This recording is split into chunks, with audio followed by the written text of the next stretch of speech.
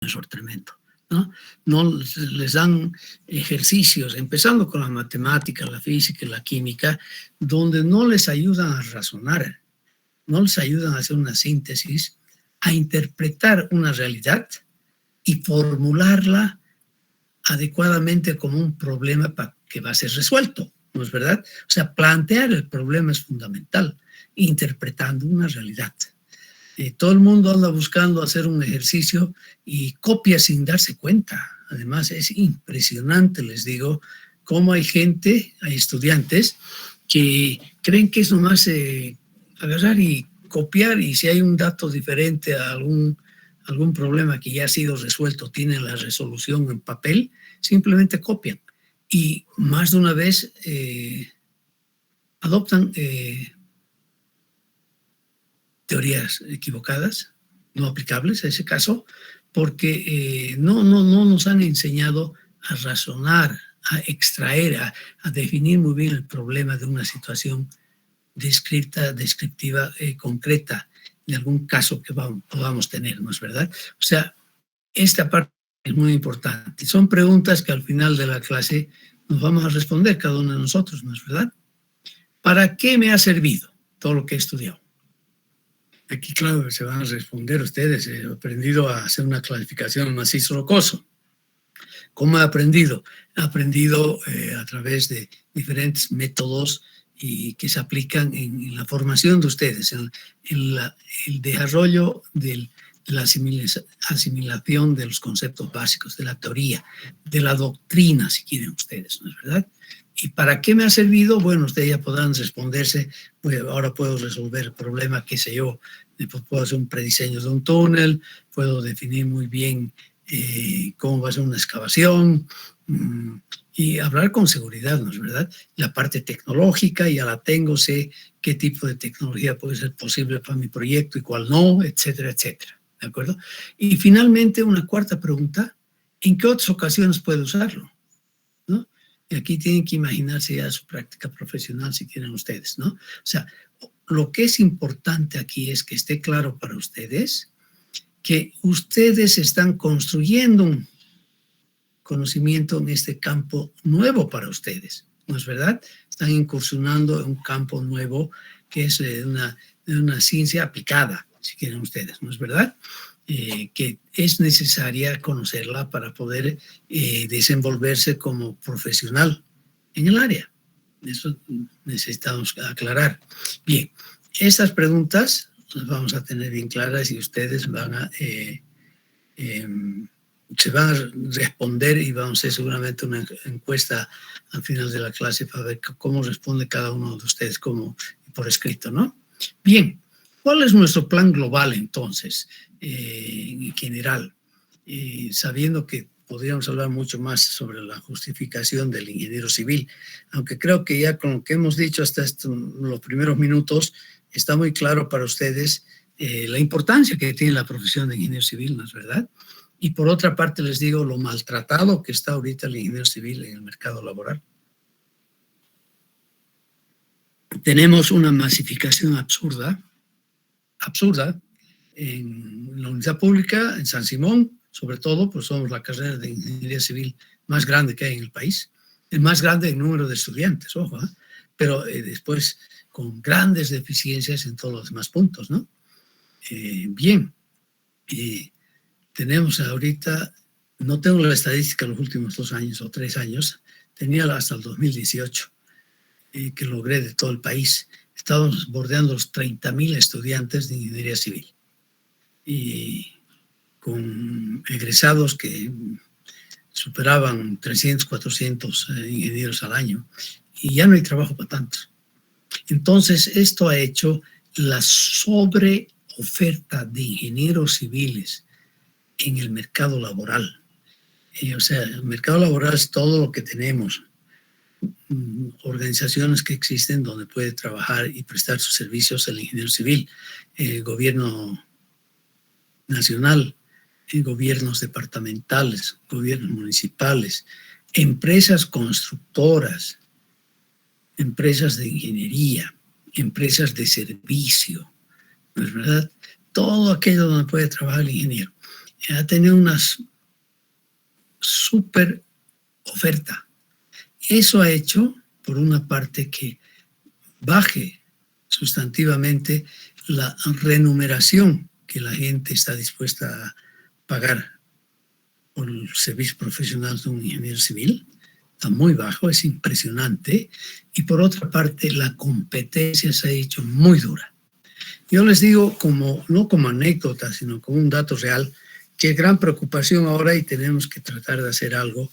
Y ese algo no se hace en un par de meses, ¿no? Hace un esfuerzo grande, una buena programación quinquenal, decenal de la carrera. Es volver a revalorizar el diploma de San Simón en el mercado, pues hay que hablar de mercado, ¿no? Nacional y departamental. Hasta hace 10, 15 años, los ingenieros civiles de San Simón eran cotizados, si quieren ustedes, hasta buscados, ¿no? Y se veía que dominaban, por lo menos en Cochabamba, incluso en La Paz, en algunos ministerios había mucha gente de San Simón. Actualmente eso cambió radicalmente. Y eso hay que pensar, ¿no? Tiene una razón. Y tienen ahora más demanda, o sea, son más buscados y seleccionados además para trabajar ingenieros de la UPB, ingenieros de la EMI, egresados, estudiados en la EMI, ¿no? Ingenieros de la Católica e incluso ingenieros de la Univalle.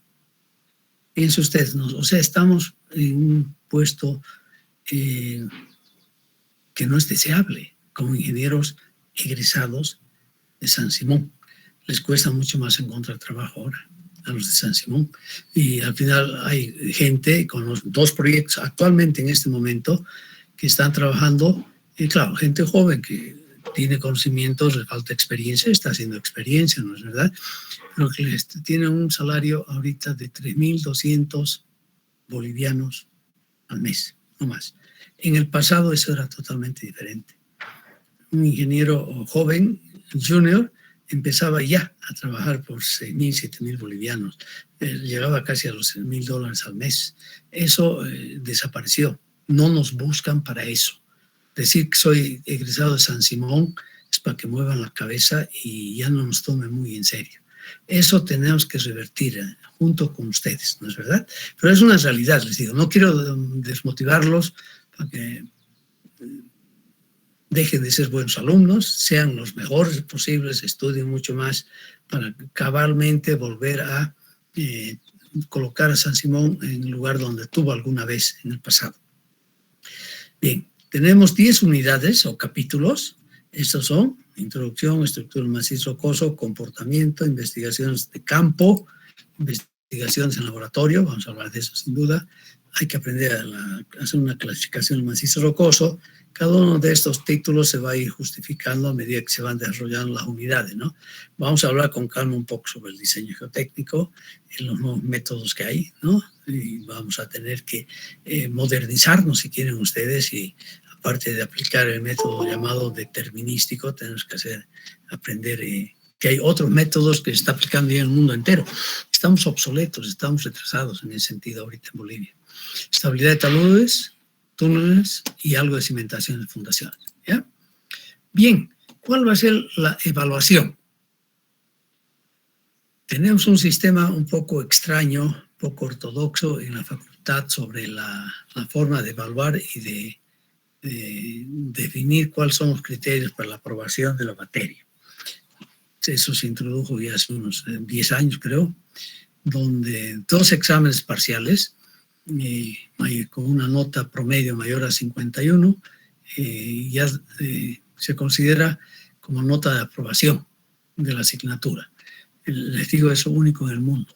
Solamente aquí en Bolivia y aquí en Cochabamba, en San Simón, se ve semejante cosa, ¿no es verdad? Antes no era así. Antes era una evaluación integral con exámenes parciales y examen final a los trabajos, ¿no? Que daba la nota final.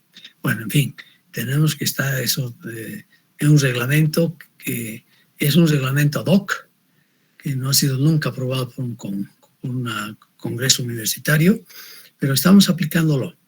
Y todavía tenemos que aplicar nosotros este sistema.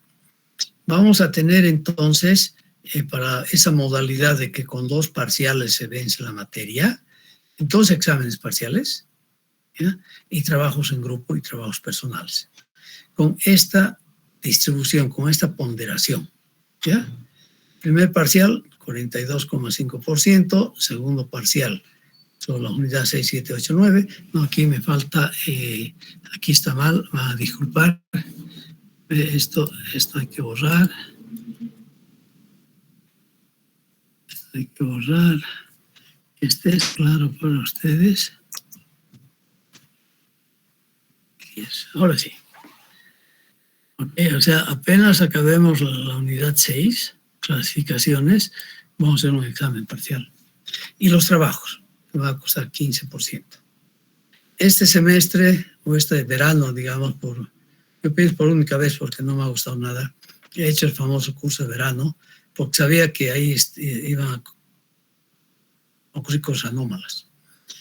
Empezando por la elección de un profesional que lo encontraban en la calle para que dé la materia, como se ha hecho en muchos otros veranos e inviernos. Eso cambió un poco. Di más peso al trabajo en grupos y trabajos personales, hasta un 20%. Ahora va a ser 15%. Y si no han vencido en esa primera valoración, vamos a tener una segunda valoración, donde va a haber un examen final y todos los trabajos en grupo y trabajos personales un 15%, ¿ya? Que en sí es lo mismo, simplemente. Miren lo que hacemos, que es una concesión que se hace para ayudarlos incluso, donde los trabajos de grupo se los aplica tanto en los parciales como en los finales, ¿ya? O sea, es importante hacer sus trabajos, entregar todo. Bueno, este reglamento que está, ustedes lo conocen, ¿verdad? Algo que es importante para lograr ese 15%, tienen que entregar los trabajos personales y en grupo. Todo lo que se les diga que hagan personal y en grupo tienen que hacerlo, definitivamente. Y algo más, tenemos que asistir a clases, tenemos que asistir. Aquí es una condición mínima, es decir, muy flexible, que vamos a pedir de que sea el 75%. Y ojo que aquí nosotros tenemos registros con esta virtualidad. Antes se hacía la lista de las presentes en la clase, en la virtualidad, las clases presenciales. Ahora vamos a tener las listas de cada clase, ¿no es verdad? O sea, se hace el control y el que no cumple este requisito no se habilita para aprobar la materia, porque no se habilita para dar el examen. Yo espero que esté muy claro para ustedes, por favor. Hay reglas que cumplir. Además, debo decirles que uno de los puntos que han objetados, censurados por los pares internacionales que vinieron hace 3 años a acreditar la carrera, fue el hecho de que no se tenía constancia de la participación de los estudiantes en clases laboratorias. Y evidentemente no teníamos y no tenemos. Eso tenemos que regular todavía, ¿no es verdad? Tiene que haber, no decir, sí, estamos controlando la presencia de estudiantes, no, tiene que haber documentos claros y concretos de seguimiento de la participación real de los estudiantes en cada una de las clases, de las materias que tienen. Eso es bien importante, ¿ya? Total de los trabajos personales de grupo, si no entregan, no merecen aprobar la materia, así de claro. O sea, tienen que presentar por todos sus trabajos. Y algo más ya les voy a decir ahora, se va a escribir oportunamente. Antes del primer examen y del segundo examen, les voy a pedir que digitalicen sus apuntes que están haciendo ahora y que los van a mejorar.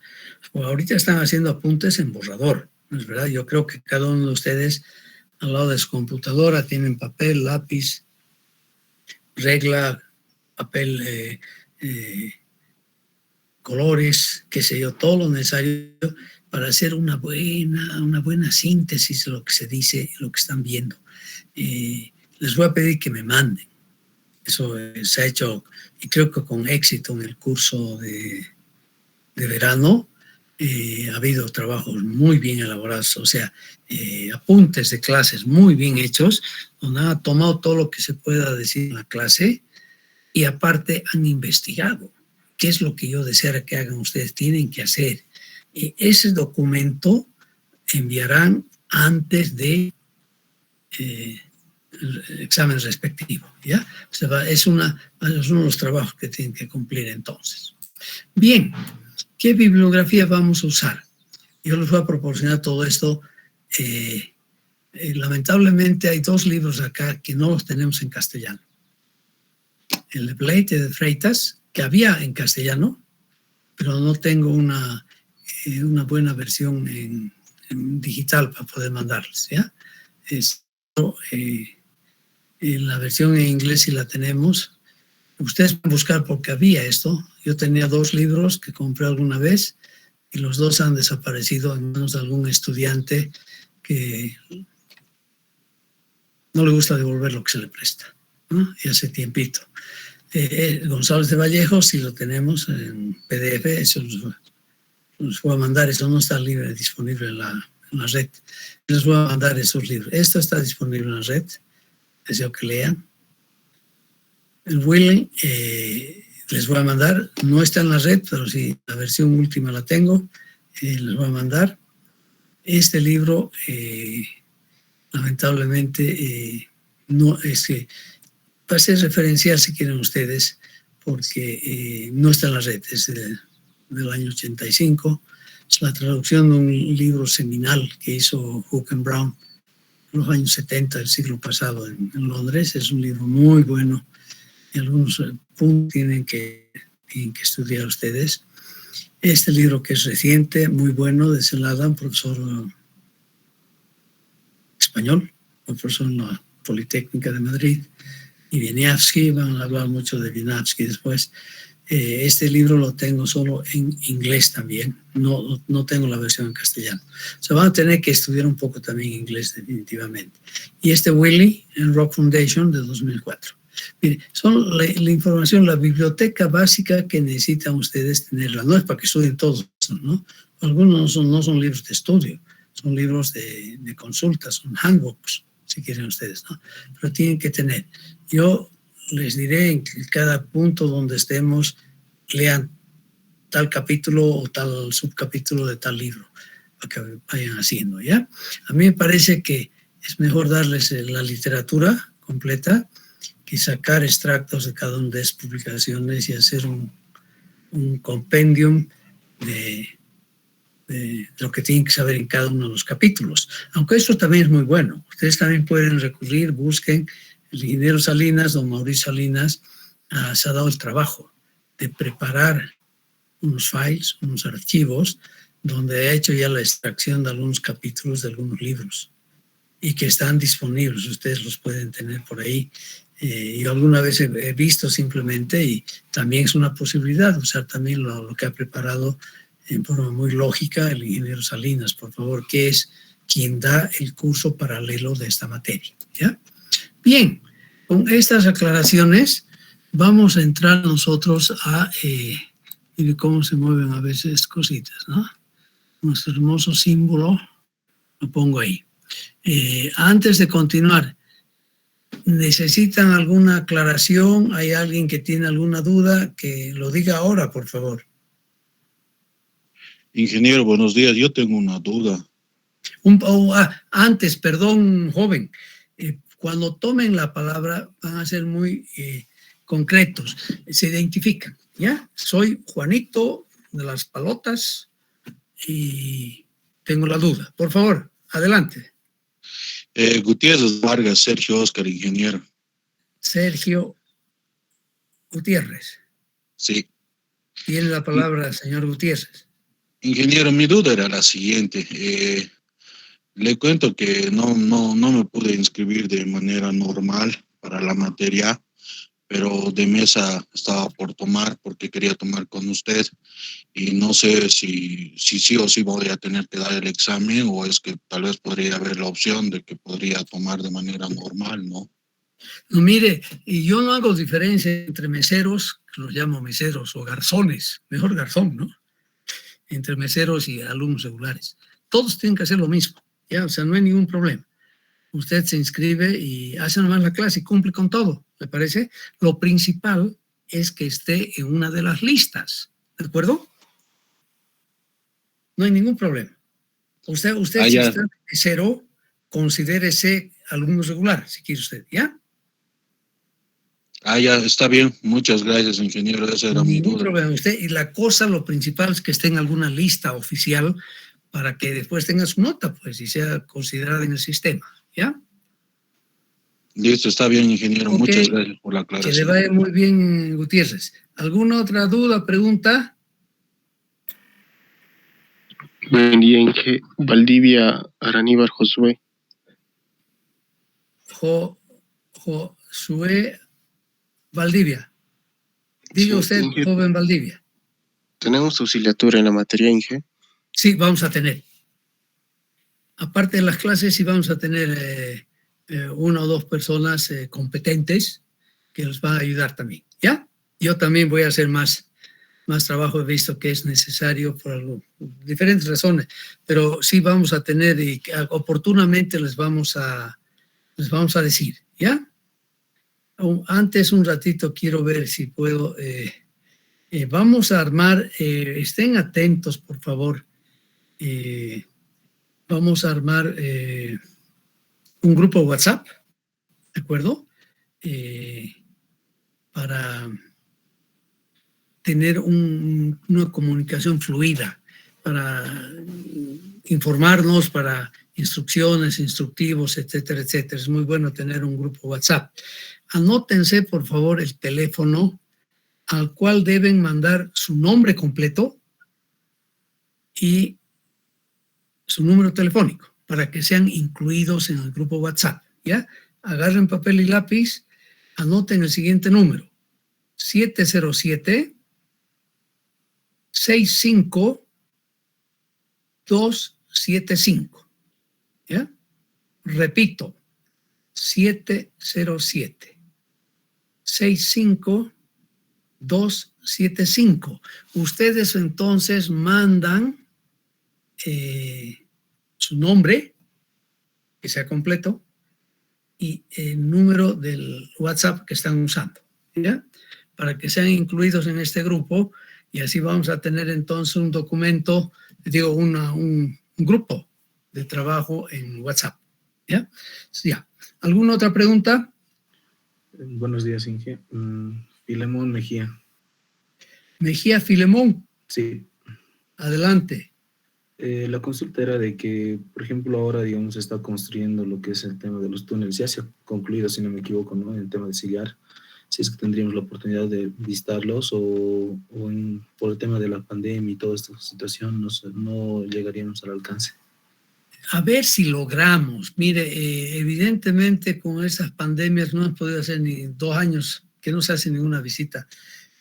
Los túneles del sillar ya han sido excavados, están ya en la fase final, ¿no? En la obra fina, si quiere usted, ¿no? Igual podríamos ir a ver. Si se puede, con mucho gusto coordinamos un viaje al sillar. Depende un poco la pandemia, ¿ya? Va a depender de eso. Sin embargo, está previsto, si bien no hemos anotado así de claro, pero está previsto en la medida de lo posible visitar alguna obra.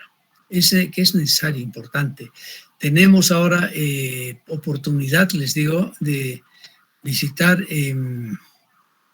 un par de presas para ver toda la parte de la fundación, parte de inyecciones, aunque no tomamos, no mencionamos, no vemos ese tema en este curso, que tiene que estar en el curso de temas especiales para los geotécnicos.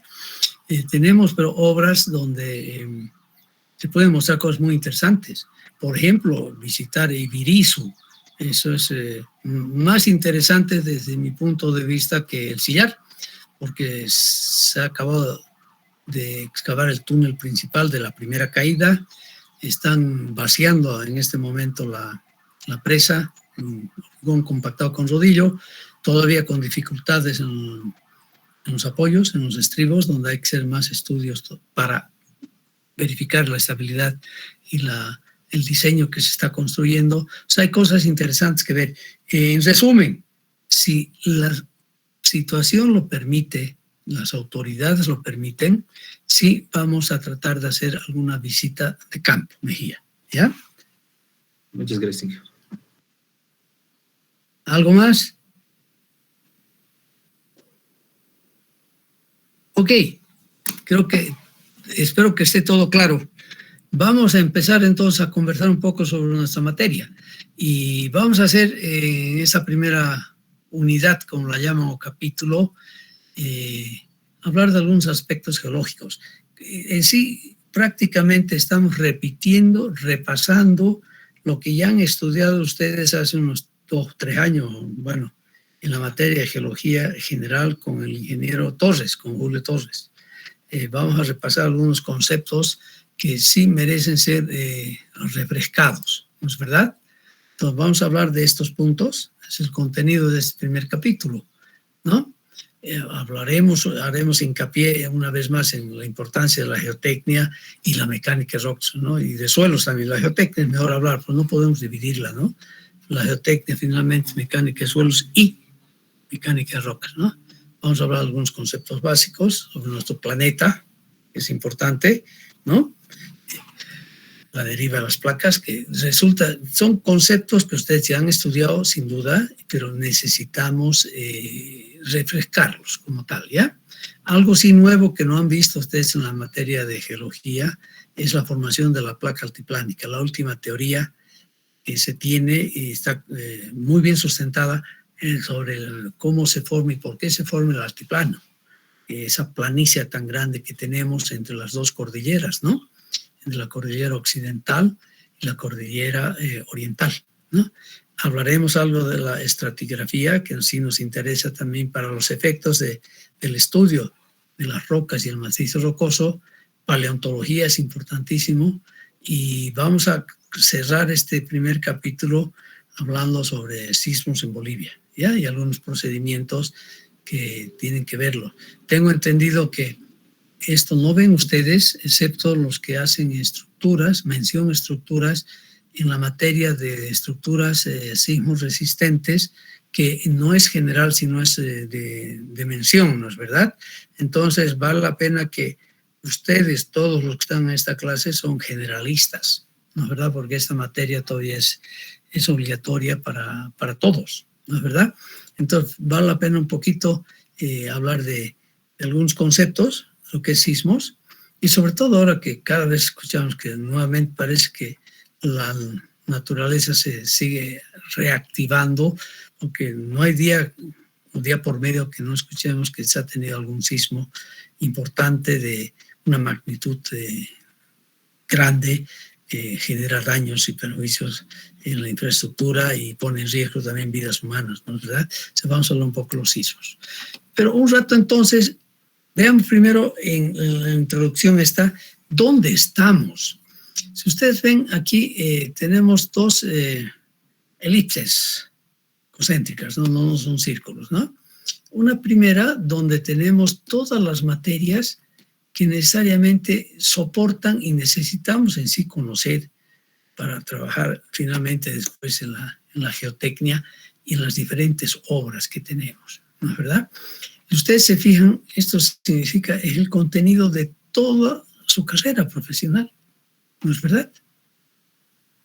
Empezamos evidentemente con matemática, física y química, las ciencias básicas, ¿no es verdad? Donde nuevamente tenemos problemas y no hemos sido acreditados porque se habían eliminado los laboratorios de física y química. Bueno, se está trabajando ahora para subsanar este problema, ¿no? Y coordinar un poco mejor lo que es las matemáticas, para que no sean unas matemáticas donde el estudiante que está haciendo ingeniería civil vea rápidamente que es matemáticas, son muy útiles para todo su ejercicio profesional y que las va a aplicar en diferentes campos del conocimiento que necesitamos conocer, ¿no es verdad? Bueno, esto es si quieren ustedes, un poco lo ideal. Lo que nos falta aquí, si ven ustedes, es evidentemente mecánica de rocas. Si yo veo geología, vamos a repasar un poco. Han hecho, ¿no es verdad? Geofísica, ensayos de in situ y laboratorio, hemos hecho algo en la mecánica del suelo 1 y mecánica del suelo 2. Hay que reforzar, pero han hecho. Aquí, evidentemente, se ha hecho todo suelos, material granular, no hemos hecho rocas, materiales rocosos, tenemos que completar, ¿no es verdad? Y lo principal es acá, hacer el fundamento, la mecánica de roca. Una vez acabemos esto, y esto lo vamos a hacer en la primera parte del curso, ¿no es verdad? De la unidad 1 a la unidad 6, para pasar a su aplicación. La aplicación son taludes, excavaciones superficiales, no tanto presas, ¿no? Más taludes. Algo de presa hablaremos, pero eso es ya un poco aparte. Sería ideal hablar un poco más de presas también en este curso, aunque ustedes tienen una segunda clase.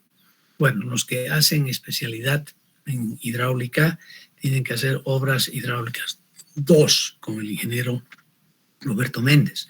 Y allá hablan de presas, ¿no? De criterios de diseño, tipo de presas, criterios de diseño, métodos de análisis, etcétera, etcétera, ¿no? Aquí tal vez veamos algo muy por ahí pasó. Obras subterráneas, sí, es fuerte de la aplicación ya de la mecánica de rocas y fundaciones. O sea, taludes y obras subterráneas lo principal. Vamos a hablar algo de fundaciones, ¿ya? Que sí es necesario también para ustedes, ¿no es verdad? Y bueno, si hablo de fundaciones, también estoy hablando de obras hidráulicas. Bueno, esa es una esquematización que tenemos de dónde estamos y qué vamos a estudiar. Aquí repetimos y ampliamos a la vez aquí, ¿no? Que incluso debería tener otra seña para decir, esto es ampliar, porque ya se ha visto parte de esto en la... Y aquí también estamos medio ampliando un poquito, ¿no? Porque yo supongo que en el curso de geología no han hablado de sismos que son tan importantes y están íntimamente relacionados con la geología, o sea, con fenómenos, ¿no? Que estudiamos en la materia llamada geología como tal. Bien,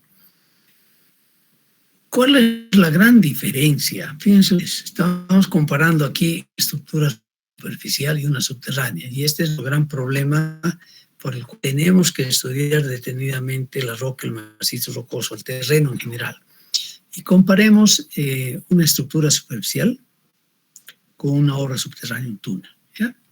Son un hermoso puente, casi en arco, no es en arco, bueno, con apoyos intermedios, para salvar aquí una depresión, puede ser un valle, un río, ¿no es verdad? Y comparemos con el túnel. Si vemos como criterio de comparación el material de construcción, vamos a ver que con el túnel, digo con el puente, excepto su fundación, ¿no? Ahí, verdad que ya estamos en el terreno. Pero la superestructura o la estructura es artificial. Es decir, es un hormigón que lo dominamos desde el principio y está muy bien definido. Además que es un hormigón un geomaterial también, no se olviden nunca que el hormigón es también un geomaterial. Es un geomaterial reconstituido, simplemente, ¿no? Pero podemos controlar nosotros las propiedades de este material razonablemente, siempre, evidentemente, considerando que no son propiedades determinísticas, ¿no? Siempre tienen incertidumbres, pero podemos controlar muy bien y de acuerdo a la resistencia que yo necesito al material, definiré entonces la cantidad de cemento que voy a tener, la cantidad de agua, relación agua-cemento, los agregados gruesos, los agregados finos, y controlo el material, ¿no? Y vacío y hago los ensayos necesarios de laboratorio para confirmar que este material responde a las resistencias y al comportamiento que hemos previsto inicialmente, que hemos adoptado inicialmente para nuestros diseños. ¿No es verdad? O sea, en lo que es el material, entonces aquí no tenemos problemas en una obra estructural superficial de este tipo como una estructura, un puente. Si nosotros vemos un poco un túnel, aquí estamos con mayor problema, porque estamos trabajando dentro del terreno natural. De hecho, anótense ya, cuando hablamos de terreno, estamos hablando de un terreno granular o cuaternario, o estamos hablando de un macizo rocoso. O sea, terreno significa, es sinónimo, terreno puede ser suelos sueltos, suelos granulares, cuaternarios o macizo rocoso, ya eso es terreno. Es un terreno natural que lo tengo que caracterizar muy bien como tal. Evidentemente aquí, cuando estoy hablando de las fundaciones de un puente, por ejemplo, también tengo que caracterizar muy bien el terreno, ¿no? O sea, allá donde hago la transferencia de fuerzas de la superestructura, que tiene un material totalmente conocido, hacia el terreno, ¿no? O sea, tengo también que caracterizar el terreno, pero aquí también es imprescindible, ¿no es verdad? Pero aquí con mayor razón, porque me domina todo el escenario. Además, el terreno natural normalmente ya está sometido a cierto estado de esfuerzos. O sea, aquí yo parto de una situación donde ya tengo esfuerzos en el material que va a ser trabajado, que va a ser modificado, que va a ser excavado, ¿no es verdad? Que tengo que hacer los estudios y definir cuál es el estado de esfuerzos inicial en el lugar donde se va a hacer la obra subterránea. Aquí no tengo ese problema, ¿no es verdad? Y con las cargas también no hay problema, porque aquí están bien definidas a priori. O sea, yo tengo exactamente el convoy que tengo que usar, que tiene que resistir el puente. Ustedes entran a la norma respectiva de puentes, a la AASHTO, me dan la configuración de las cargas, me definen prácticamente todo lo que necesito para hacer mi cálculo estructural. En el caso de túneles, no. Porque las solicitaciones, cargas de diseño que voy a tener acá, depende del terreno. Están en función del terreno, el tipo de terreno, y están en función del estado inicial de esfuerzo. Eso faltaría poner acá, ¿no es verdad? O sea que hay una diferencia bien grande. Es por eso que decimos en general que en las obras subterráneas, donde necesitamos toda esta mecánica del suelo, de las rocas, mecánica de rocas e ingeniería de rocas, tiene muchas más incertidumbres e incógnitas para resolver el problema como tal, ¿no es verdad? O sea, hay una diferencia muy grande. Aquí tenemos casi todo con incertidumbres, tanto el material de construcción como la carga de diseño, y en el caso de una estructura externa, un puente, no. Cargas de diseño bien definidas. Si esos fuera un edificio, de hecho tenemos también externamente, vamos a calcular, hay incertidumbres, pero no depende de la obra, por ejemplo, las cargas dinámicas, ¿no? Ya sea por viento o por sismos, ¿no? Tenemos otros procedimientos para encontrar esas cargas, ¿de acuerdo? Que no dependen de los materiales, son otro tipo de origen de cargas, ¿no? O sea que hay una diferencia muy grande entonces entre los tipos de estructuras. Y a esto me refiero cuando decía que el estudiante tiene que aprender a razonar, a extraer, a interpretar una realidad y formular bien el problema que tiene que resolver, si quieren ustedes, ¿no? Donde va a aplicar lo que conocemos hasta el momento de modelos que ya son idealizaciones ya de la naturaleza para resolver nuestro problema y en forma satisfactoria. ¿Qué significa eso? Que tenemos que cumplir siempre los 3 preceptos básicos de aceptabilidad de una obra, ¿no? Eso vamos a hablar en capítulo 7. Aquí simplemente me adelanto un poco para decirles que tenemos que cumplir con requisitos estructural, una obra, ¿no es verdad? Tenemos que cumplir con requisitos de deformabilidad en una obra, en cualquier obra civil, a decir verdad. Y finalmente tenemos que cumplir con requisitos de durabilidad. Eso es importante. Pues lo que construimos nosotros lo hacemos no para que dure un par de años, ¿no? No para que dure muchos años. Y evidentemente hay algunas obras en el mundo entero. Nosotros también tenemos algunas obras acá en Bolivia que ya duran mucho tiempo. Lamentablemente, toda la gran ingeniería hidráulica la época de los, no sé tanto si es el imperio, bueno, hubo imperio aymara, de los señoríos aymaras, pero más del imperio incaico. Fuimos dominados, fuimos conquistados por los incas, ¿no es verdad? Alrededor del siglo XIII. Entraron los incas acá y dominaron, controlaron todos los señoríos aymaras y introdujeron pues sus adelantos científicos, astronómicos, de ingeniería hidráulica, que era muy importante, ¿no es verdad? Casi todo eso se ha perdido en Bolivia. En Bolivia sí conservamos obras viejas que se construyeron allá por el 1576, 1580, que fueron las presas de Caricari en Potosí. Se hicieron presas para regular las aguas para los ingenios de molienda para obtener la plata, ¿no? Y Tachalviri, por ejemplo, presas icónicas en Bolivia que siguen en funcionamiento, por si acaso, después de 300 años o más, ya no son más de 300 años, casi 400 años siguen dando servicios, las presas en Potosí, ¿no? O sea que durabilidad es bien importante. Bien. Este concepto entonces para nosotros es bien importante. Toda obra civil de infraestructura es lo que hacemos nosotros además, ¿no? Siempre está apoyada sobre el terreno o es construida al interior del terreno. Toda. No nos podemos librar.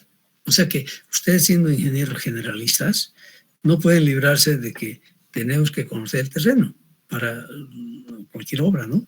Y si están en la fase de estudios y planificación, tendrán que hacer todos los estudios junto con los especialistas. Evidentemente es trabajo de equipo. Y si ya están en la construcción, con mayor razón, ¿no? Tienen que conocer el terreno, ¿no? Donde tenemos que adaptar más de una vez el diseño a las condiciones que realmente se encuentran en el terreno. Y eso es lo más normal que tenemos.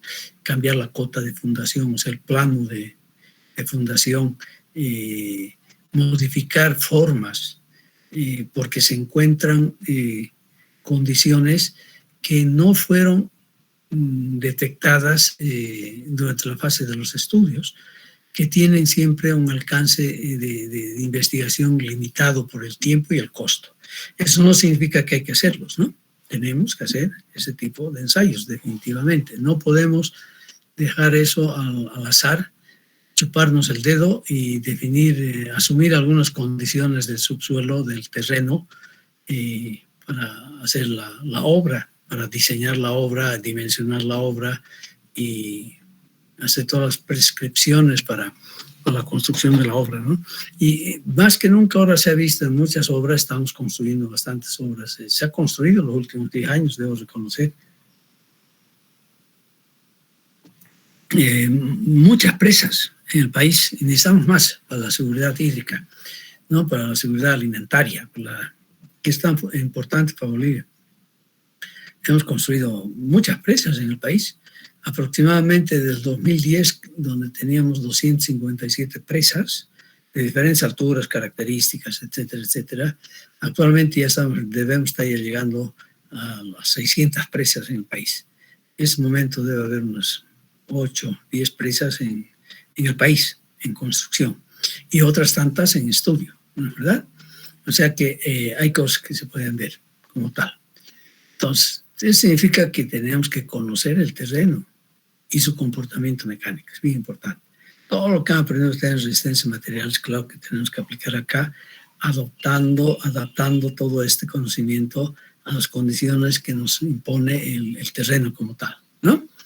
Terreno, aquí vuelvo a repetir el concepto que les di hace un momento. Terreno significa suelos granulares y o macizos rocosos. Todo lo que está ahí en la superficie para abajo, superficie natural, digamos, de la corteza terrestre para abajo, para nosotros es terreno. ¿Y qué obras tenemos? Tenemos una serie pues, de obras, hemos dicho. ¿Cuáles son esas obras? Fundación de edificios. Tenemos que fundar los edificios, ¿no es verdad? Es una materia aparte para nosotros, ¿no? Son cosas apartes y tiene su importancia, y sobre todo porque no es un aspecto estructural, es un aspecto geotécnico. La fundación es un aspecto geotécnico. Después, ¿qué tipo de fundación voy a hacer? Bueno, normalmente usamos hormigón armado. O sea, hay que aplicar aquí lo que conocemos del hormigón armado, adaptando algunos conceptos a las condiciones específicas de una fundación, ¿no es verdad? Y hay diferentes tipos de fundaciones, puede haber una losa, lo que llamamos también radier, como tal. Aquí se está fundando ya esta obra en un material todavía granular, que un suelo residual, donde estamos ya en un saprolito. Tenemos que estudiar eso entonces, ¿no? Saber cuál es su capacidad última de hundimiento, la capacidad del esfuerzo admisible, como llamamos. Tenemos que introducir un montón de otros conceptos que han debido estudiar ustedes en alguna otra materia, pero aquí tenemos que consolidar como tal. Tenemos puentes, carreteras, ¿no? En general, sobre todo los puentes están en carreteras. Tenemos muy pocos acueductos, si quieren ustedes. Un ejemplo icónico para nosotros en este momento es el puente Curi. Los que vienen del sur del departamento de Cochabamba pasan pues por acá, los que van a Mixca y Quile, ¿no? Los que van definitivamente, ¿no? Que está fundado sobre 2 pilotes, se lo construyeron con volados sucesivos y 2 pequeños apoyos acá, aunque toda la carga está en los pilotes, ¿no? Y había que estudiarse muy bien en todas las condiciones de este macizo rocoso, de los 2 pilares, ¿no? Bueno, fue un trabajo muy bonito, como siempre, en cualquier trabajo uno aprende, siempre se aprende como tal, ¿no? Y esto fue hecho y tiene que estar en equilibrio. Ustedes, los que hacen estructuras, se pueden imaginar que cuando hacemos con volados sucesivos, y creo que ustedes no hacen pues puentes en forma general, ¿no? Es una materia también de especialización, tengo entendido. ¿Quién me puede decir si puentes es materia para todos?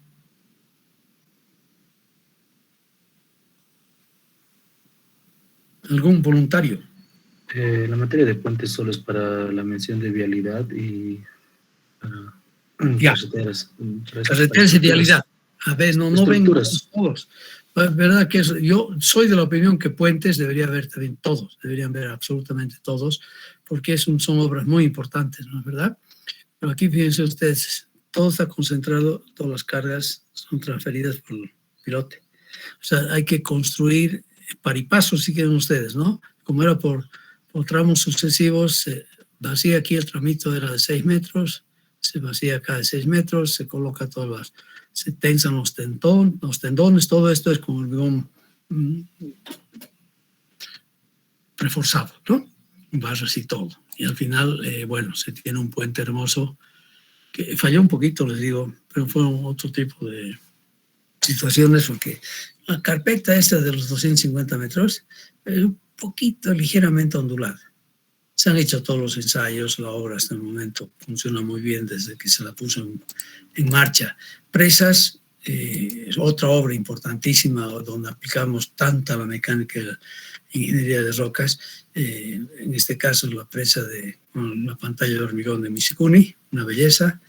Les muestro esta presa que fue saneada hace 2 años, 3 años ya, antes de la pandemia, 2019. Tuvo muchos problemas en la fundación por el tipo de rocas de los apoyos. Son rocas, ya les adelanto un poquito para que tengan ya en mente que tenemos que conocer muy bien el tipo de ambiente geológico que tenemos para ver el comportamiento del macizo rocoso, ¿no? Tuvimos mucha pérdida de agua acá cuando se empezó a llenar el embalse. Entonces tuvo que hacer todo un programa grande de rehabilitación, reinyecciones, etcétera, etcétera. Ahora esta presa está muy bonita, sirviendo al pueblo de Aiquile, en la comunidad Santana, cerca de Aiquile. Es agua potable para Aiquile, la presa del Salto. Una presa relativamente pequeña, también con pantalla de hormigón, ¿no? Rellenos con pantalla de hormigón, igual que la de Misicuni. Túneles, sin duda. Tenemos aquí el túnel en Incahuasi que está en construcción. Alguien nos hablaba, creo que fue Valdivia el que hablaba si ahí vamos a hacer visitas, ¿no? Los muchachos, Josué Valdivia. Por ejemplo, es probable que durante este curso hasta junio se reinicia la excavación del túnel de Incahuasi, que está en la carretera Jaime Mendoza, ¿no? Faltan todavía excavar 200 metros. Sobre este túnel sí vamos a hablar más en el capítulo respectivo de túneles, o el túnel más largo de Bolivia, vial por el momento, que es el túnel San Rafael, entre La Paz y Caranavi, el camino que va hacia el norte del departamento de La Paz, ¿no? Que fue construido ya hace más de 25 años, ¿no? Se lo puso en operación en el año 1996, ¿no? Con todas sus excavaciones, todos sus sistemas de anclaje. Todo esto tenemos que conversar para que ustedes conozcan por lo menos. Y si podemos hacer algún pequeño ejercicio de cálculo, claro que también lo vamos a hacer. Pero tienen que estar bien informados, ¿no? De lo que necesitamos. Aquí ya tengo una foto vieja que debería cambiarla tal vez a una mucho más actual que tomamos recientemente. Es parte de las obras que se están haciendo en el proyecto Ibirizu, de la empresa Ende. Aquí está el túnel, este es el túnel principal de unos 6 kilómetros, este es su portal y toda la excavación que ha tenido que hacerse para poder tener portal libre y hacer la excavación del túnel. Aquí tenemos muchas excavaciones superficiales, como ustedes pueden ver, ¿no? Bueno, es lo que tenemos que estudiar, ¿no? O este tipo de situaciones de laderas naturales, donde había algunos problemas, por ejemplo, en la carretera Cochabamba-Santa Cruz. O les muestro acá excavaciones superficiales muy importantes también, el talud frontal, la Mamora Bermejo. Y tengo el curso respectivo, en el capítulo respectivo les mostraré, analizaremos un poco más las excavaciones cabalmente del sillar y lo que se excavado. Tuvimos en el portal 3, si no me equivoco, 3, el túnel 3, un derrumbe y ha tenido que ser saneado eso, donde se ha tenido que colocar varias medidas de sostenimiento. Eso vamos a tener que ver también. O sea, tratar siempre de revisar las obras que tenemos en el país. O este caso, la central hidroeléctrica Santa Isabel está aquí, ¿no?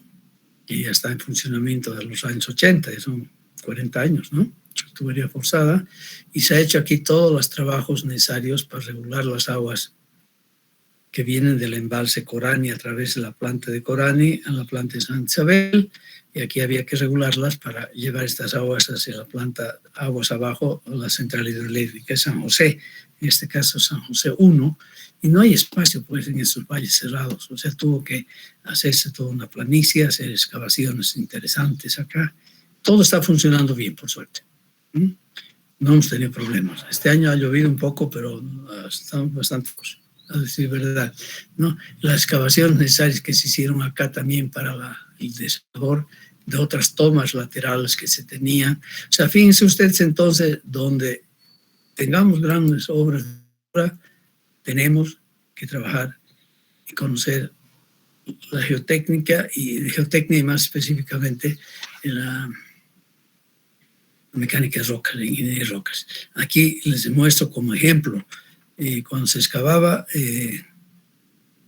la plataforma para hacer la planta de tratamiento de Joven Rancho de Misicuni, que tiene una capacidad de 1 metro por segundo y es grande para una planta de tratamiento sanitario, se vio que se movía la ladera. Había cierta inestabilidad. Entonces no quedó más que improvisar. Ven, aquí les doy un ejemplo de la improvisación, de los cambios en el diseño. Se tuvo que hacer todo un sistema de anclaje acá, con ese muro.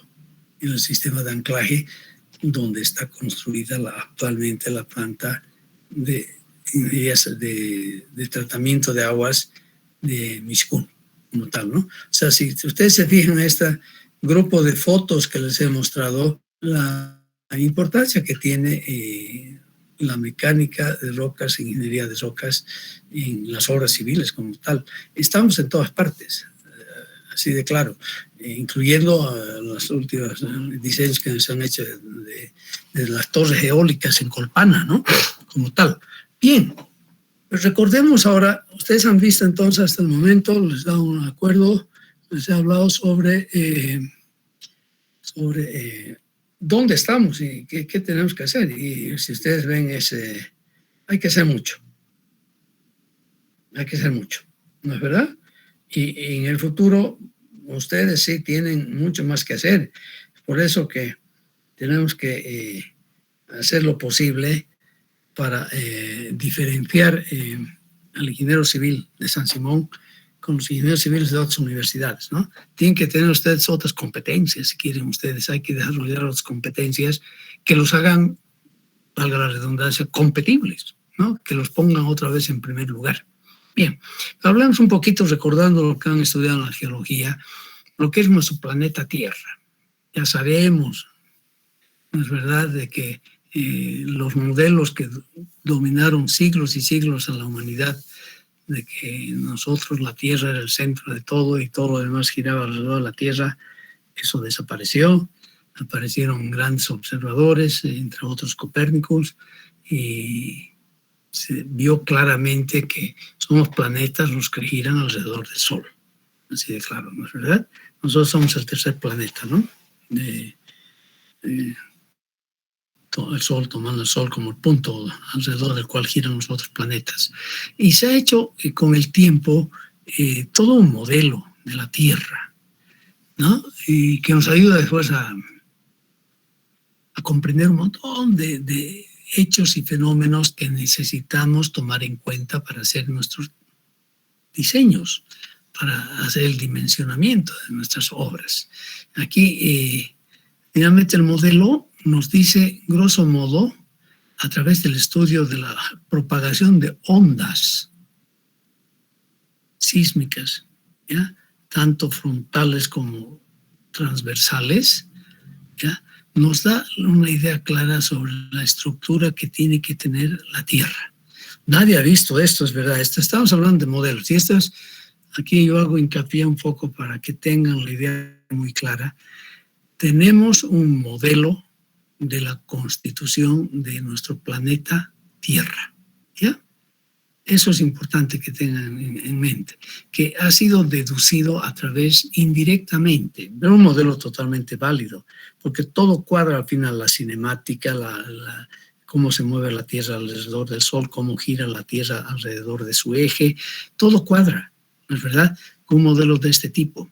Y grosso modo tenemos aquí la corteza y la litosfera, después la estenosfera, el manto superior, el manto inferior. Después tenemos acá, con diferentes dimensiones, tenemos aquí el núcleo líquido y el núcleo interno, que es sólido, ¿no? Y se suponemos la composición de cada uno de estos componentes de la Tierra, que coinciden con toda la cinemática que tiene la Tierra, que estamos moviendo alrededor del Sol, ¿verdad?, con sus diferentes velocidades, la llegada. Y tenemos evidentemente aquí una zona de sombra, que llamamos. Esta zona de sombra es debido al hecho de que tiene que haber necesariamente aquí una parte, una esfera con el mismo centro, que tiene que ser de material, tiene que estar en estado líquido. Y ustedes saben que no transmiten fuerza de corte, ¿verdad? O sea, un líquido en reposo, hemos estudiado muy bien eso en la hidráulica, no transmite ningún esfuerzo de corte.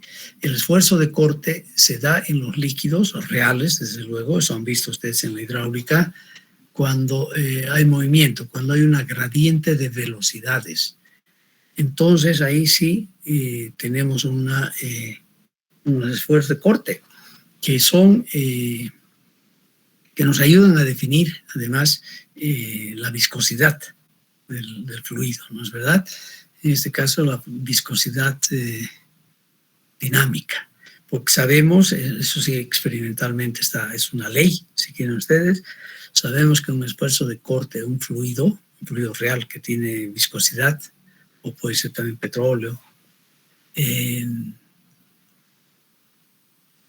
esfuerzo de corte es directamente proporcional a una viscosidad dinámica por la gradiente de la velocidad.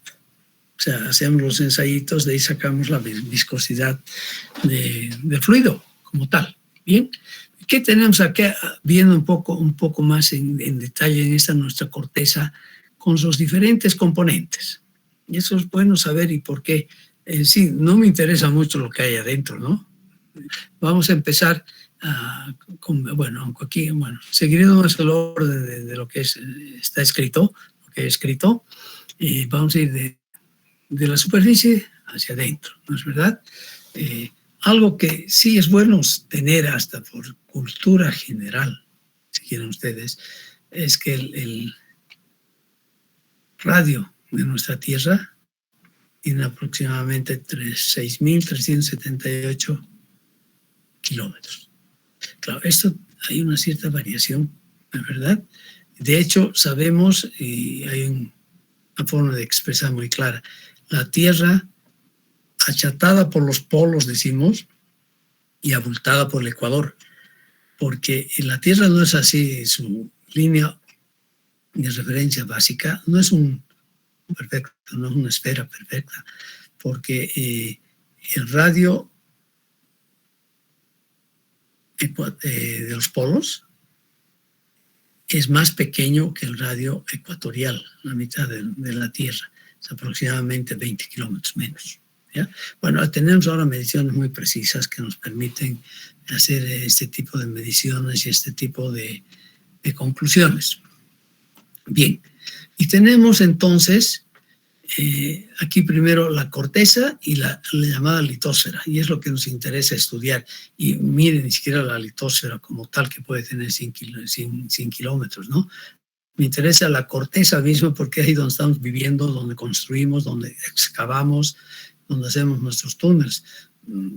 Túneles que hemos hecho en Bolivia, túneles que están a la máxima de 1.100 metros, ¿no es verdad? O sea, un poquito más de 1 kilómetro, que es el túnel más profundo hasta el momento, es el túnel de trasvase de Michicuni, ¿no? Tiene aproximadamente 1,1 kilómetro de cobertura, de profundidad, ¿ya? Tenemos la isostaquia, donde hay una especie de equilibrio de las grandes montañas, que tienen una especie de raíz, si quieren ustedes. Lean por favor un poquito el libro de Blade de Freitas, que lo han estudiado en detalle con el ingeniero Torres. Eso yo sé. Revisen un poco, sé que se hizo un manualito que lo llaman, creo, ayuda didáctica, pedagógica, y se habla de esto, ¿no es verdad? ¿Ya?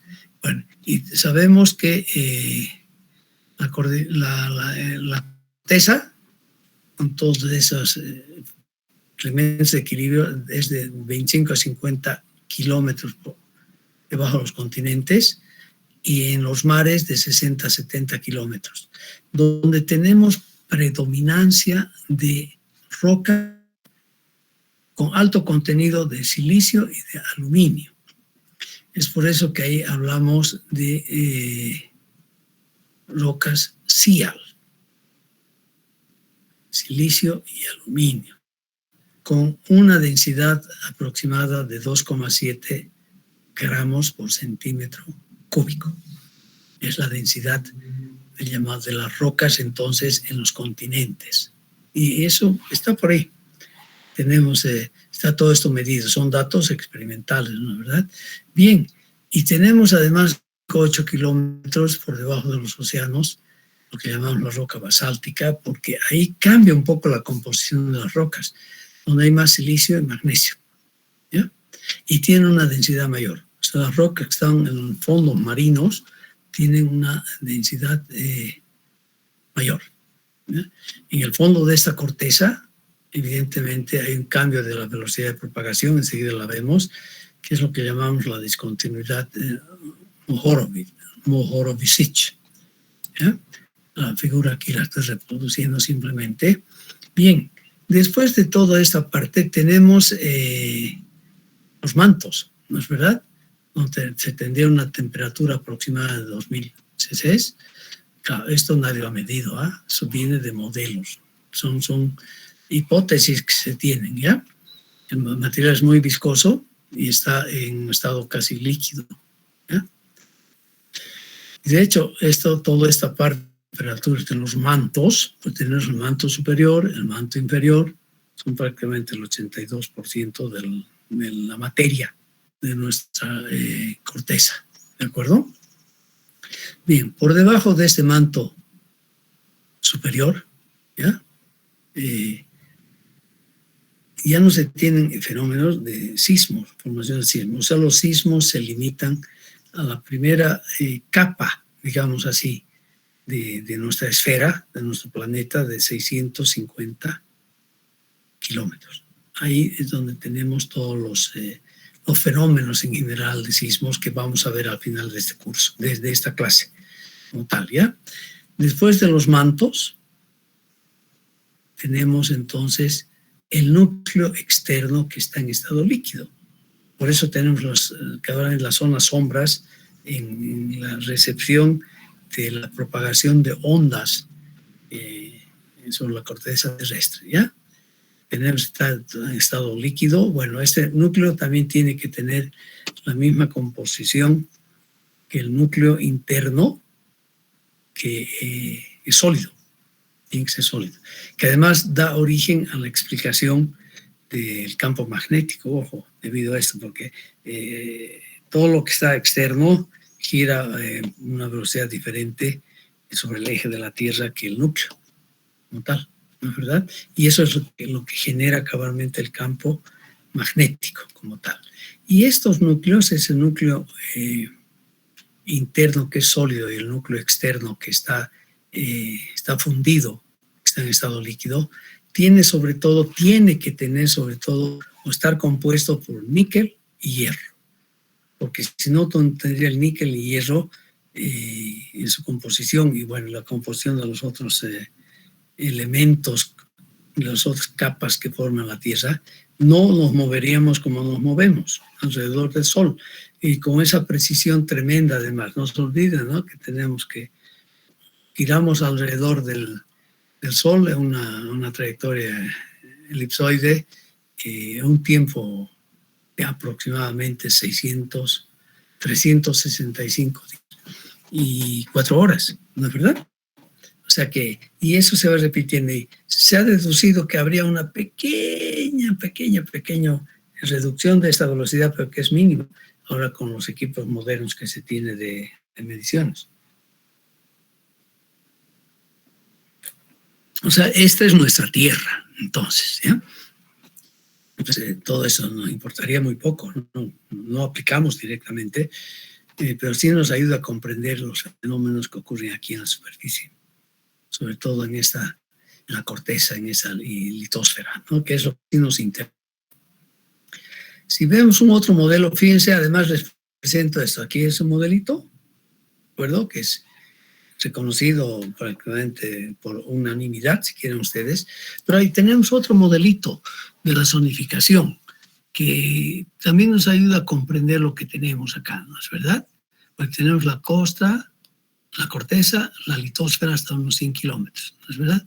Y después hay una capa que la llaman ahora astenosfera, ¿ya?, de los 100 a los 350 kilómetros de profundidad, que tiene sus condiciones bien claras como tal, ¿ya?, porque son rocas calientes, son rocas viscosas, muy calientes, pero plásticas, no están todavía en estado totalmente fluido, plástico, ¿ya?, que puede tener aquí digo de 200, aquí 100, aquí debería hablar de 250 para hacer, ve aquí, tal vez he escrito mal, aquí esto debe ser unos 250, ¿no? 250 metros acá, ¿ya? Y después tenemos lo que llaman la mesósfera, que es muy caliente, que esto va entonces, me cubre todo el mantel superior, muy caliente, pero todavía resistente porque está sometido a grandes esfuerzos de compresión, la mesósfera, ¿ya? Es lo que tenemos entonces como modelo. Ese modelo es prácticamente el mismo que tenemos hace un momento, pero aquí se define muy bien lo que le llamamos la astenosfera, ¿no? Y que tiene es muy caliente, es plástico y tiene muy poca resistencia a las fuerzas de corte, ¿ya? Por ejemplo, estamos a 100 kilómetros, que tampoco me interesaría, ¿no? De hecho, se está pensando, he leído algún documento que debido al hecho que tenemos una gradiente de temperatura muy grande, ya de hecho aquí en la corteza nuestra gradiente de temperatura es grande, por si acaso, ¿no? Tenemos, si no me equivoco, si me acuerdo ahorita, ¿cuántos grados? Cada 100, 3,3 grados creo cada 100 metros, o algo más, pero es alto. Hasta eso no me acuerdo ahorita la gradiente, la temperatura de la corteza terrestre. Se está hablando de hacer grandes perforaciones, ¿ya?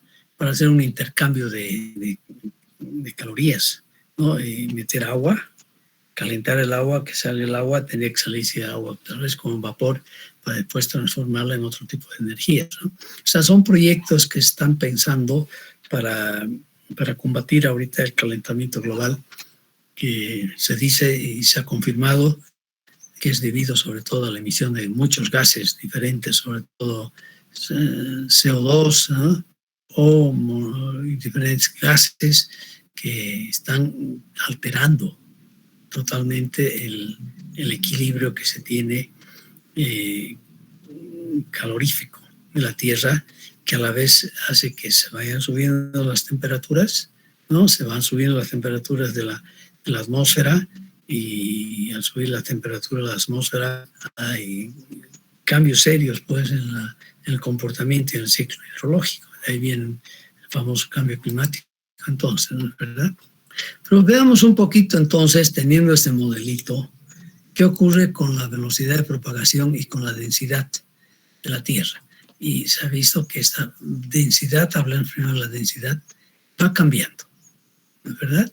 O sea, tenemos hasta los 2800, o sea, tenemos cabalmente hasta los 1800, tomando lo que llamamos el manto inferior y superior, ¿no? Y estas dimensiones coinciden en todos los modelos, ¿no? Son unos 2890, 2883, dicen acá, en el otro modelo 2890.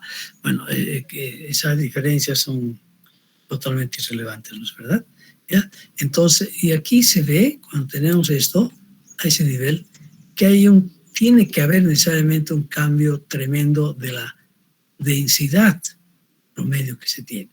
En la corteza hemos hablado de 2,7, 2,8, 2,9, después a los pocos kilómetros, estamos hablando de 15 kilómetros, va incrementándose la densidad de esas capas, llegando aquí al manto, al extremo del manto interior, manto de los 2.890 kilómetros, y si ustedes se fijan, deben estar en 5 o algo más de densidad.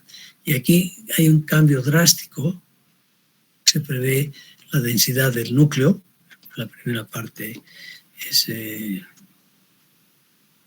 líquida, la segunda sólida, donde nos subimos a 10 gramos centímetro cúbico, ¿no? Y va incrementándose, se va haciendo cada vez más densa. Entonces, y el contacto con el núcleo sólido, ya hemos subido a más de 12, ¿no? De 12 hemos subido a 12, ustedes toman el dato acá, 2,5, 2,6. O sea, tenemos entonces que la densidad de la Tierra no es uniforme, ¿no? Va variando con la profundidad, teniéndose una densidad promedio general de la Tierra de aproximadamente 5,51 gramos centímetro cúbico. ¿Ya? Es lo que tenemos. Pero si nosotros vemos ahora las velocidades de propagación de ondas, que sí tenemos que repasar y estudiar un poco más cuando estemos ahí en un capítulo de investigaciones de campo. Son bien importantes para nosotros las investigaciones llamadas geofísicas. Bien, y aquí vamos a ver que tenemos velocidades máximas que van a estar en un poco menos de 6 kilómetros segundo, y claro, en los próximos par de kilómetros nos puede subir hasta 9, aquí hay algunas perturbancias y después la velocidad de propagación sigue trepando y sigue subiendo hasta llegar al límite entre el núcleo, ruido y el manto, ¿no? ¿Verdad? Donde estamos con una velocidad de propagación, tendríamos que estar con una velocidad de propagación. Y esto sí hemos medido con las geofísicas, les he mostrado al inicio esta velocidad de 13,5, 13,6, que la sacamos así de acá, ¿no? ¿Verdad? Porque aquí sí podemos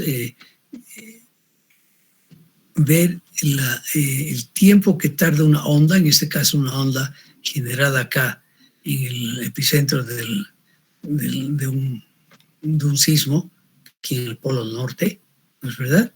Y vamos a ver cómo el tiempo que tardan en trasladarse y ser percibidas, ser recibidas en geófonos, en puntos de registro sobre la corteza terrestre como tal. Y es lo que se ha hecho acá, ¿no?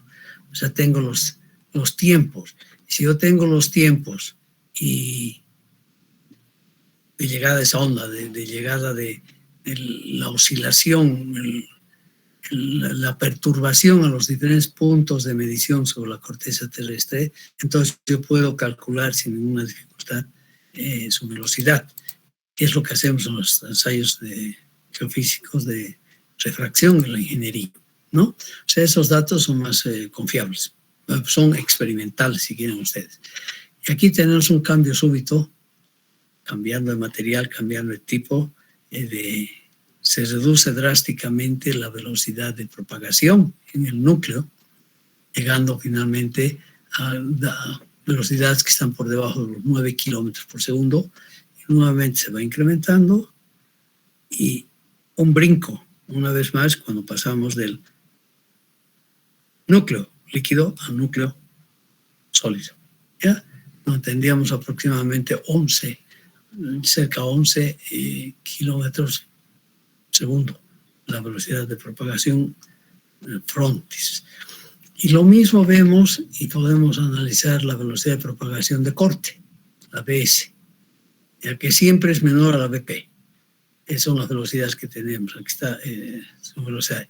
Y aquí, si vemos, aquí no tenemos velocidades de corte, en el núcleo líquido, y solamente volvemos a tener velocidades de corte en el núcleo rígido, ¿no? En el sólido, perdón, rígido, bueno, no es rígido, sólido, ¿ya? Algo que tienen que mantener siempre bien en su cabecita es que las velocidades de propagación frontales son siempre mayores a las velocidades de propagación transversales. Eso hablaremos cuando nos toque después. Ya en la corteza misma terrestre, que es lo que nos interesa, ¿es verdad? Bien, entonces ustedes se han fijado hasta el momento, charlamos un poco y decimos, es la estructura de la Tierra. Y es lo que tenemos, y de ahí lo rescatable para nosotros, que nos ayuda después a controlar valores, nos ayuda a controlar datos que vamos a encontrar en nuestros estudios, en nuestros laboratorios, es de que las rocas continentales, que es lo principal, que están formadas básicamente por silicio y aluminio, entonces van a tener una densidad que estará igual o menos de 2,8 gramos por centímetro cúbico, ¿de acuerdo? Eso es importante para nosotros. Y segundo, como resumen de todo esto, es que las velocidades de propagación de una perturbación, o sea, de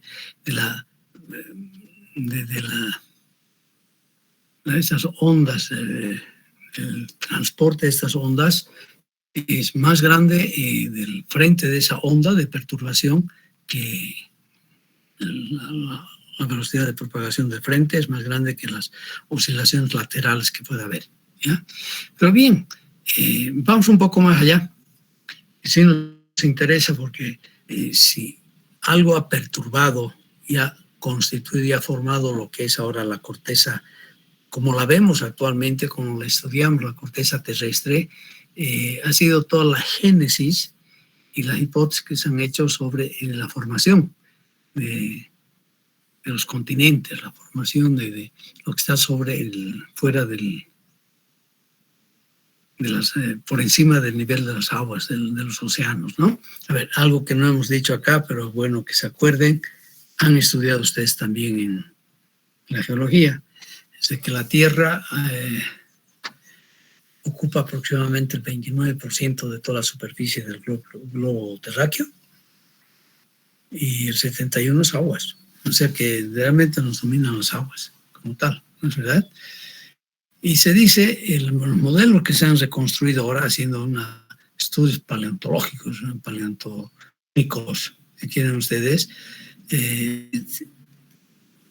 parte y se estima que allá por el Carbonífero, estamos hablando de 335 millones de años antes, se tenía un solo gran continente.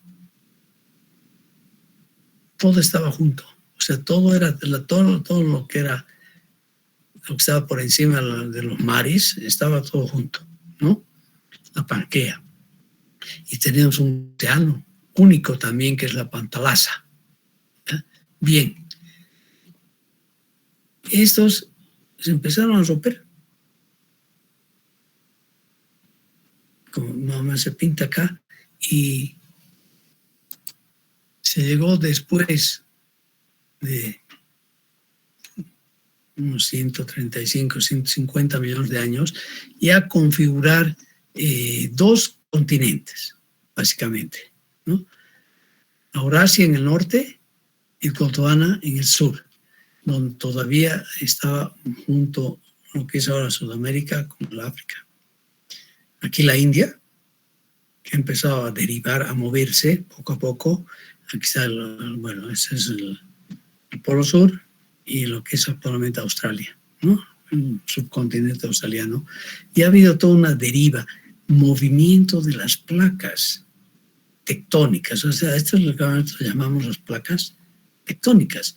Y se han empezado a mover entonces a partir del año de hace 335 millones de años en el Carbonífero.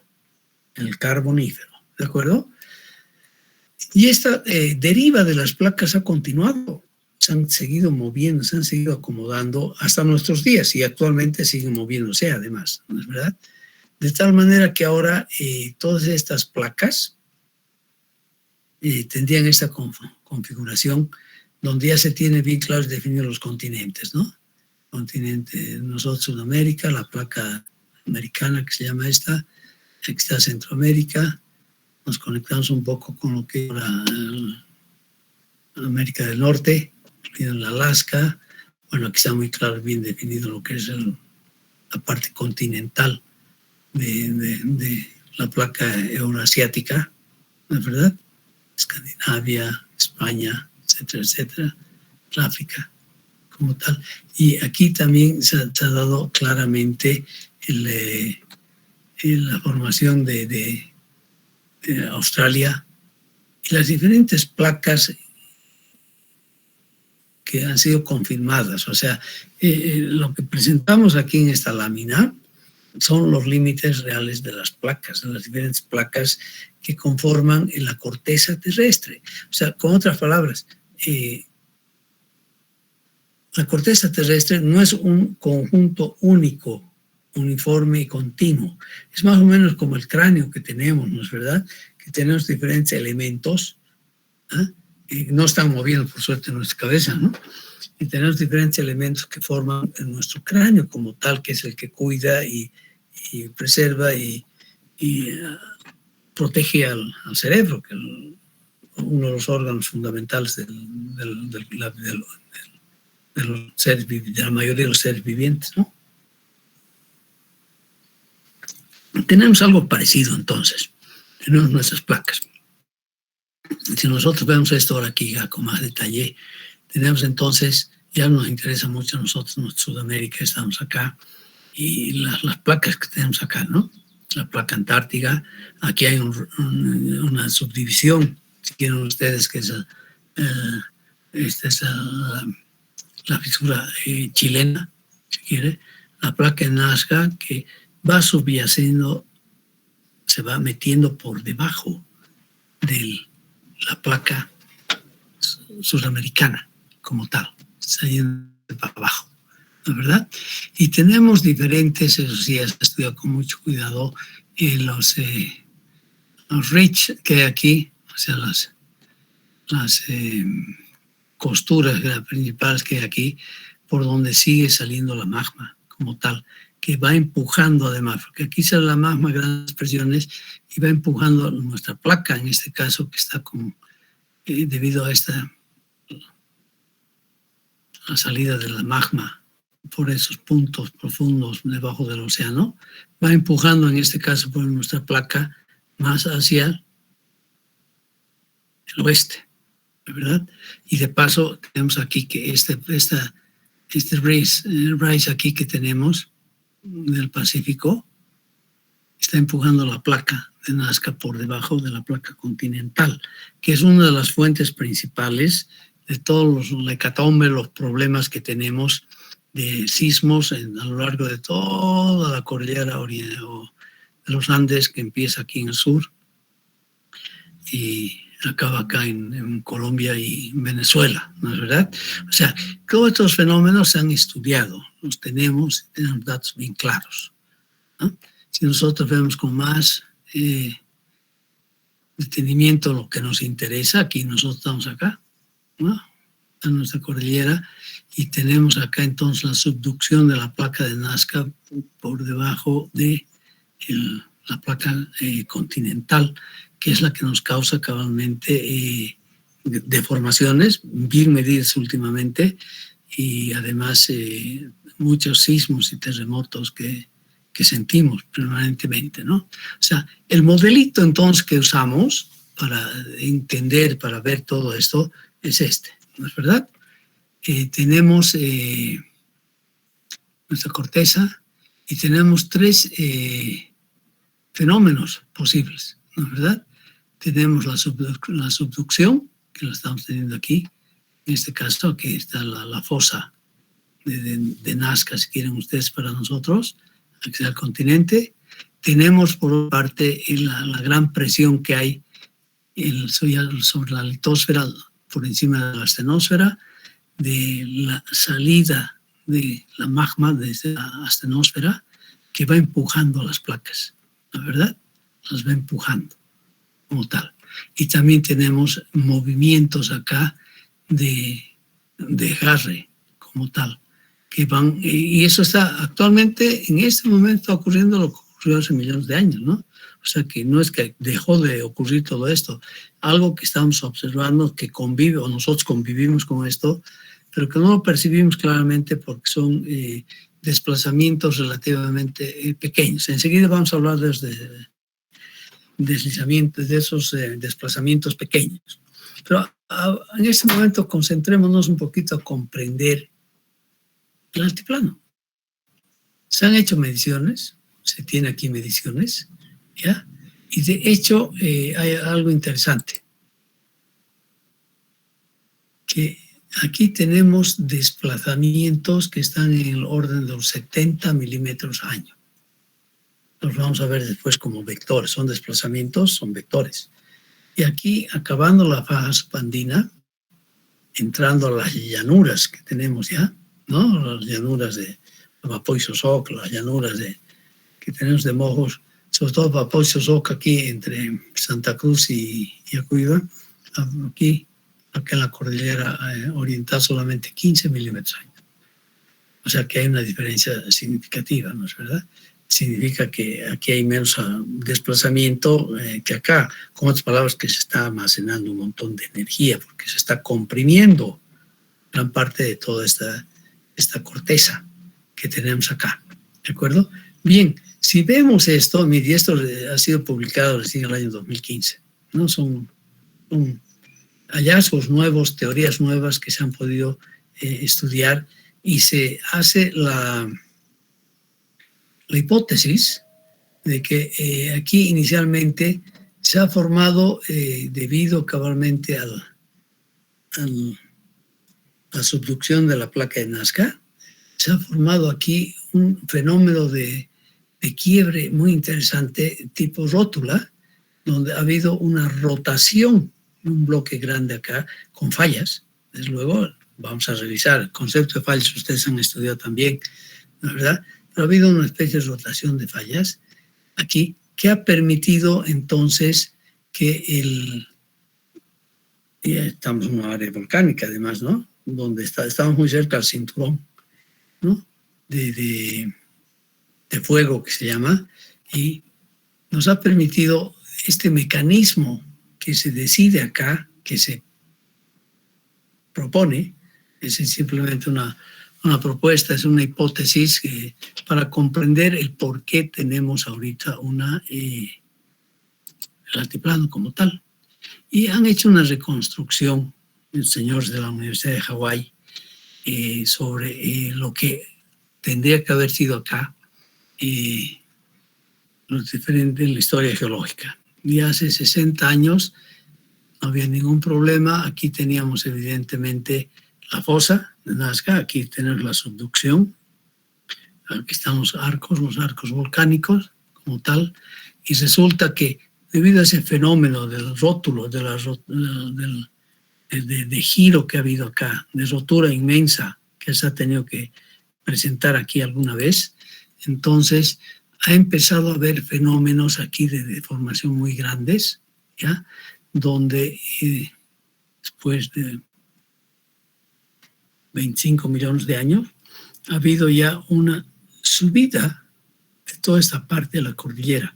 Aquí empieza a formarse la cordillera, ¿no? La cordillera occidental, la cordillera oriental. Y esto continúa todo este fenómeno de deformación, y se va elevando toda esta parte, y a la vez esta fosa ya se va formando aquí con rellenos granulares, ¿no? Y se va rellenando por la erosión de las rocas, de las nuevas montañas que se van formando, se va rellenando como tal. Y se estima entonces que hace de 15 a 30 millones, no pueden estimar más, ya el altiplano estaba a una altura de 1.500 metros sobre el nivel del mar, como tal. No, hace 60 millones de años estaba prácticamente al nivel del mar. Y esto continúa, ¿no es verdad? Y continúa, y ustedes se fijan acá, ya nos hemos subido ya a 2.500 metros sobre el nivel del mar con el protoaltiplano, o sea, lo que va a ser finalmente el altiplano, y siguen estos fenómenos de compresión generando este tipo de fallas y grandes movimientos como tal, para llegar finalmente a la formación de la cordillera occidental, o lo que llamamos real, ¿verdad? La cordillera oriental, que es donde trabajamos, tenemos tantos proyectos, y la faja subandina como tal, con este tipo de movimientos, debido sobre todo a los fenómenos, además de la gran energía que se incorpora a todo este sistema que no está en equilibrio debido a la subducción de la placa de Nazca. ¿Ya? Y llegamos entonces, justifican de esta manera la formación del altiplano. O sea, han sido deformaciones que han permitido que se tenga además una fosa grande que está rellena con materiales, y muchos materiales granulares que no han logrado solidificarse, que no han logrado hacerse roca como tal, y un montón de fallas de diferente tipo en los puntos esos de contacto, ¿verdad? De hecho, los petroleros, eso ya no les muestro acá, pero es bueno que sepan, que escuchen, han formulado un mecanismo interesante de todo lo que ha ocurrido aquí en la faja subandina, donde se concentran además los depósitos de hidrocarburos, ¿no es verdad? Donde se dice que toda esa parte, sobre todo, se ha deslizado, se ha acortado, deslizándose sobre rocas ordovícicas. O sea, a partir del silúrico, enseguida vamos a hablar un poco de la columna cronoestratigráfica, se ha ido desplazando desde el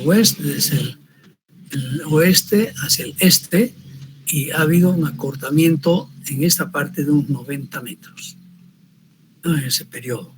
O sea, se ha desplazado todo y eso me ha generado pues pliegues, fracturas, fallas, condiciones necesarias para crear suficiente impermeabilidad para convertirse después en depósito de los hidrocarburos. Ustedes saben que además con respecto a los hidrocarburos tenemos todavía varias teorías, ¿no es verdad?, de cómo se han formado, de dónde vienen los hidrocarburos. Una de las teorías más aceptadas es que serían el producto de la descomposición, digamos, en función de los miles de años de materia orgánica. Pero es un tema que no está todavía totalmente dilucidado. Vamos a acabar los hidrocarburos que hay en la Tierra y todavía no sabemos a ciencia cierta el origen de esos hidrocarburos. Conocemos su composición química, sabemos extraerlo de grandes profundidades. Ahora está el fracking, que es sacar evidentemente de partículas, ¿no?, de hidrocarburos que están disueltas, digamos, en formaciones, sobre todo silúricas también, ¿no?, formaciones de grano muy fino, de lutitas como tal. Si vemos toda esta teoría coincide con las mediciones, de ahí viene además toda la teoría que se ha hecho de la formación de la placa altiplánica, coincide con las mediciones que se vienen realizando ya en los últimos años con mucha precisión en forma satelital. Si ustedes se fijan, esos vectores son puntos que se están monitoreando, se están midiendo de la corteza terrestre como tal, ¿no? Y si ustedes se fijan, si yo tengo aquí, aquí está la escala, o sea, esa figurita la pueden ver ustedes y la magnitud de los desplazamientos son vectores, ¿no es verdad? Desplazamiento es un vector, ¿no? Me da, en este caso tengo la dirección, la magnitud y el sentido del desplazamiento, ¿no? Ustedes se fijan en la escalita. Entonces estoy aquí con deformaciones, con desplazamientos, perdón, están en el orden de los 6-7 milímetros acá, ¿no? 6-7 centímetros año, como tal. Y que van disminuyendo a medida que nos vamos hacia el este, de la cordillera oriental a la cordillera, occidental, a la cordillera oriental menos, y finalmente van desapareciendo acá, llegando ya a las pampas, o sea, donde tenemos el escudo brasileño cubierto por depósitos más recientes, ¿no? Granulares, como tal. Y eso que tenemos acá, una precisión. Y si ustedes se fijan, por ejemplo, Sucre, bueno, se está moviendo, que se tiene mediciones en Sucre, por si acaso, ¿no? Esto deben ser unos 8 milímetros año.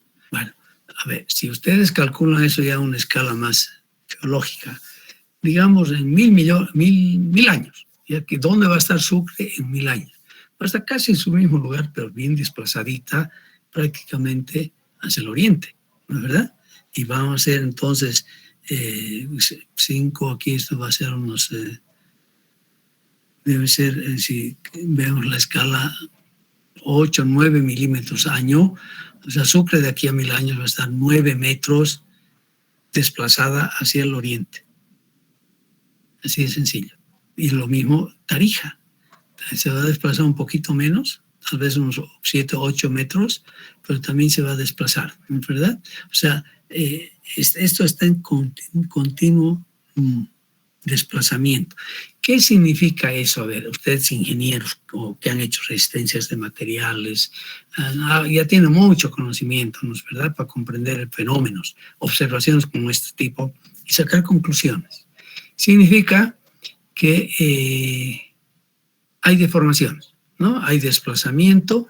Desplazamiento es deformación. Podemos calcular la deformación unitaria, entonces, si quieren ustedes, ¿no? ¿Y qué significa desplazamientos en materiales sólidos, como los que tenemos? Significa que se incrementa la solicitud, los esfuerzos. En este caso, si nosotros suponemos que esos desplazamientos son debido a fuerzas muy grandes que hay prácticamente de oeste a este, de oeste a este, fuerzas, van a ser fuerzas de compresión. que originan este tipo de desplazamientos, entonces quiere decir que estamos almacenando energía, ¿no es verdad? Se va almacenando y sabemos que los materiales, la corteza terrestre, estas rocas con todas sus discontinuidades, con todo lo que tiene una capacidad limitada de almacenar energía. Llega un momento que la cantidad de energía es tan grande que ya no soportan, ya no pueden. Entonces ahí viene la ruptura y la hecatombe, y de forma muy rápida se libera grandes cantidades de energía que son evidentemente las que nos forman, las que son para nosotros los sismos, ¿no? Que es gran cantidad de energía que se va propagando y llegando a todos los lugares donde tengan que llegar. Claro que en el transcurso de esa propagación hay una disminución de su magnitud porque se va absorbiendo la energía en otro tipo de usos. La energía no desaparece, simplemente se transforma, sabemos, ¿verdad? Bien, y aquí además se ha constatado que aquí hay una gran falla, la famosa falla de Mandeyepecua, que va de Santa Cruz por acá hasta Yacuiba. Y además sabemos aquí es una falla inversa, falla compresional, donde el bloque este de los Andes se va subiendo sobre el bloque aquí de la planicie, el escudo brasileño, ¿verdad? Bueno, aquí se está almacenando mucha energía. En esos años, hace unos 6 años, hubo unas publicaciones, se pronosticaban unos sismos tremendos de 8,2 en la escala de Richter. De eso tenemos que hablar todo el día para que esté muy claro para ustedes, porque igual vamos a usar eso después para hacer hipótesis de cargas, ¿no? Que necesitamos, ¿no? De cargas sísmicas. Entonces, si ustedes ven, entonces, estamos en pleno movimiento. Aquí no tenemos mediciones de Cochabamba, o sea, no podemos decir cómo nos estamos desplazando, pero las mediciones que se han hecho, que están siendo controladas satelitalmente, es esto. Vemos que hay una dinámica muy activa acá en lo que se refiere a deformaciones y por lo tanto grandes esfuerzos y almacenamiento de energía, ¿ya? Bien, entonces eso lo vamos a ver despuesito aquí. Tal vez esto debería estar más afuera. Para acabar este cuento, sería mejor acabar de hablar de los sismos, o después de hablar, tal vez puede modificar esto un poquito para que no interrumpamos el buen cuento, la revisión que tenemos de los sismos, ¿no?